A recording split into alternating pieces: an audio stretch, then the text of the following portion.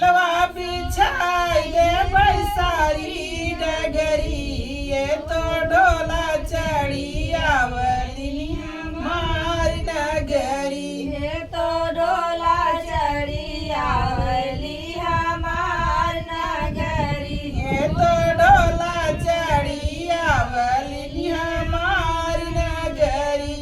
ये तो डोला चढ़ी आवली हमार नगरी। अपने अवसानी माँ के लैया मंगाई गुड़ चना बतासा हम बर्फी मंगाई भोगवा लगाई दे बैसारी डगरी ये तो डोला चढ़ी आवली हमारी नगरी। ये तो डोला चढ़ी आवली हमार नगरी। ये तो डोला चढ़ी आवली हमार नगरी। ये तो डोला चढ़ी आवली हमार नगरी। अपने अवसानी माँ के गोतिनी बोलाई रंग से नूर बिंदी उनके माथ पे